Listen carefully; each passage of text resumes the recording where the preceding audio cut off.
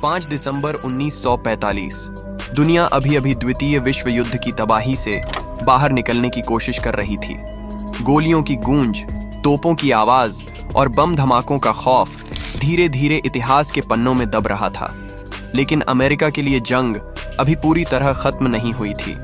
Florida के fort Lauderdale naval air station पर उस दिन भी माहौल गंभीर था। रनवे पर खड़े थे 5 विशाल Grumman TBM Avenger torpedo bombers, वो युद्धपोत विमान जिनकी दहाड़ से कभी जर्मन पनडुब्बियां कांप उठती थीं। इन विमानों का आकार इतना बड़ा था कि जब उनके तीनों प्रोपेलर धीरे धीरे घूमना शुरू हुए तो पूरा एयरबेस थरथराने लगा। दोपहर के ठीक 2:10 पर कंट्रोल टावर से इशारा मिला। इंजन गर्जना करते हुए तेज हुए और काले धुएं का गुब्बार हवा में उठ गया। एक एक करके 5 विमान रनवे पर दौड़े और फिर गरजते हुए आसमान में उड़ गए। इस मिशन का नाम रखा गया फ्लाइट 19। इन 5 विमानों में कुल 14 बहादुर पायलट और क्रू मेंबर सवार थे। इनमें से कई ने युद्ध के दौरान दर्जनों खतरनाक मिशन पूरे किए थे। उनके लिए ये उड़ान बस एक साधारण ट्रेनिंग एक्सरसाइज थी। उन्हें तय रास्ते पर उड़ना था, समुद्र में नकली बम गिराने थे और फिर सुरक्षित लौट आना था। उस समय मौसम बिल्कुल साफ था और समुद्र इतना शांत कि जैसे किसी ने विशाल शीशा बिछा दिया हो। हर तरफ बस इंजनों की गड़गड़ाहट और हवा की सीटी सुनाई दे रही थी। विमानों के अंदर माहौल एकदम सामान्य था। उनके लिए यह मिशन इतना आम था कि किसी ने सोचा भी नहीं था कि कुछ गड़बड़ होने वाली है। लेकिन किसे पता था कि ये 14 लोग अपनी जिंदगी की आखिरी उड़ान भर रहे हैं। किसे पता था कि ये 5 विमान और इनके साथ बैठे बहादुर पायलट कुछ ही घंटों बाद रहस्यमय तरीके से गायब हो जाएंगे, जैसे हवा में घुल गए हों। और यही शुरुआत थी बर्म्यूडा ट्रायंगल के सबसे बड़े और सबसे डरावने रहस्य की। 5 विमान आसमान में उड़ते हुए अपनी तय दिशा में बढ़ रहे थे। सब कुछ सामान्य लग रहा था, लेकिन वक्त बीतते बीतते हालात बदलने लगे। करीब 3:30 पर अचानक कंट्रोल टावर के हेडफोन पर एक घबराई हुई आवाज गूंजी। ये आवाज थी flight leader lieutenant Charles Carroll Taylor की। This is an emergency. We are not sure where we are. Everything looks strange. The ocean doesn't look like the ocean. Control tower के अधिकारियों के चेहरे सख्त हो गए। ये कैसे मुमकिन था? कुछ ही देर पहले मौसम बिल्कुल साफ था और अब पायलट कह रहे थे कि समुद्र तक उन्हें अलग दिखाई दे रहा है। टेलर बार बार अपने साथियों से रेडियो पर बात कर रहे थे। उनकी आवाज कभी धीमी होती, कभी तेज, जैसे वो अपनी उलझन और डर को छिपाने की कोशिश कर रहे हों। उन्होंने कहा, हमारा कंपास काम नहीं कर रहा है। दोनों कंपास खराब हो गए हैं। हम नहीं बता सकते कि पश्चिम कहाँ है। यहाँ सब कुछ गड़बड़ है। यहाँ तक कि आसमान भी अजीब लग रहा है। कंट्रोल टावर ने तुरंत उन्हें सही दिशा बताने की कोशिश की, लेकिन टेलर और उनकी स्क्वाड्रन जैसे किसी अदृश्य भूल भुलैया में फंस चुके थे। असल में वो समझ रहे थे कि वे फ्लोरिडा के ऊपर उड़ रहे हैं, लेकिन हकीकत ये थी कि उनका पूरा ग्रुप बहामास के ऊपर भटक रहा था। उनके नेविगेशन सिस्टम फेल हो चुके थे और कंपास किसी अज्ञात शक्ति के दबाव में अजीब दिशाएं दिखा रहे थे।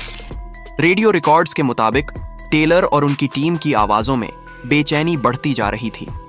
एक वक्त पर उनकी बातों में ऐसा डर झलक रहा था मानो वो कह रहे हों, the sky doesn't look normal, it feels different, almost unnatural. Control tower से बार बार निर्देश दिए गए, लेकिन टेलर और उनकी स्क्वाड्रन के लिए अब वेस्ट नाम की कोई दिशा बची ही नहीं थी। और यहीं से शुरू हुई फ्लाइट 19 की असली दहशत। कंट्रोल टावर लगातार पायलट्स को दिशा समझाने की कोशिश कर रहा था, लेकिन अब हालात हाथ से निकल चुके थे। समुद्र के ऊपर धीरे धीरे सूरज ढलने लगा। नीला आसमान अचानक बदलकर गाढ़े काले बादलों से भर गया। तेज हवाएं चलने लगीं, लहरें उठने लगीं और हर तरफ ऐसा लग रहा था मानो समुद्र और आसमान मिलकर कोई साजिश रच रहे हों। रेडियो पर बीच बीच में पायलट्स की टूटी फूटी आवाजें सुनाई दे रही थीं। इसी अफरा तफरी के बीच अचानक रेडियो पर एक आखिरी बेहद डरावनी आवाज गूंजी। ये आवाज धीमी और टूटी हुई थी और मानो किसी और ही दुनिया से आ रही हो। ये आवाज सुनकर कंट्रोल टावर के अफसर सन्न रह गए, क्योंकि ये फ्लाइट 19 की आखिरी कॉल थी। उसके बाद सन्नाटा। पूरी रेडियो फ्रीक्वेंसी पर सिर्फ शोर और स्टैटिक की खड़खड़ाहट सुनाई देती रही। पांचों विमान, 14 पायलट और क्रू बस हवा में घुल गए। ना कोई विमान मिला, ना कोई मलबा, ना कोई शव। बस रह गया एक ऐसा रहस्य जिसने आज तक पूरी दुनिया को हैरान कर रखा है। कुछ ही मिनटों में फैसला लिया गया, एक रेस्क्यू ऑपरेशन शुरू किया जाएगा। शाम के करीब 7:30 पर फ्लोरिडा के नेवल बेस से एक विशाल मार्टिन PBM मैरिनर हाइड्रोप्लेन उड़ान भरता है। यह विमान अपनी लंबाई और आकार की वजह से फ्लाइंग गैस टैंक के नाम से जाना जाता था। इसमें सवार थे 13 बहादुर क्रू मेंबर, जिनका मिशन था फ्लाइट 19 को ढूंढ निकालना और उन्हें सुरक्षित वापस लाना। हाइड्रोप्लेन जैसे ही आसमान में उठा, बेस के लोग उम्मीद से उसकी ओर देख रहे थे। शायद अब कोई सुराग मिलेगा, शायद ये मिशन बच जाएगा। लेकिन किसे पता था कि ये बचाव मिशन भी मौत का सफर बन जाएगा। करीब 20 मिनट बाद समुद्र की ओर देख रहे लोगों ने आसमान में एक अजीब नजारा देखा। दूर कहीं काले बादलों के बीच अचानक एक विशाल आग का गोला चमका। वो तेजी से नीचे गिरा और समुद्र की गहराइयों में समा गया। लोग कहते हैं, हमें ऐसा लगा मानो पूरा आसमान जल उठा हो। वो कोई उल्का नहीं था, वो कोई प्राकृतिक घटना नहीं था, वो यकीनन एक विमान था।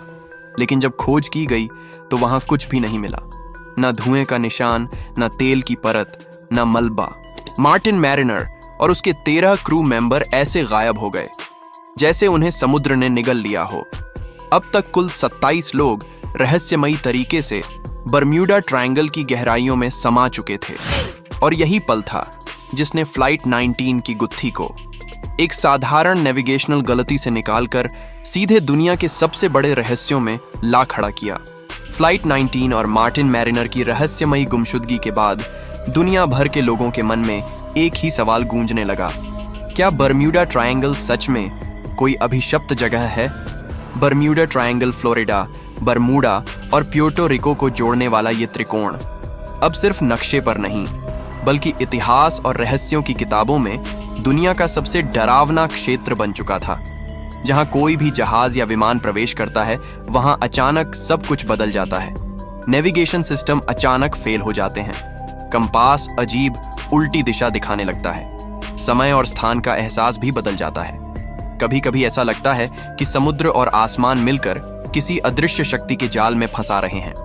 कुछ थ्योरीज कहती हैं कि बरम्यूडा ट्रायंगल में कोई एलियन बेस छिपा है, एक ऐसा रहस्यमयी स्थान जो विमानों और जहाजों को खींच लेता है। वहीं कुछ लोग इसे अटलांटिस सभ्यता के बचे हुए ऊर्जा स्रोत से जोड़ते हैं, ऐसी शक्ति जो आज भी महासागर की गहराइयों में किसी तरह जीवित है।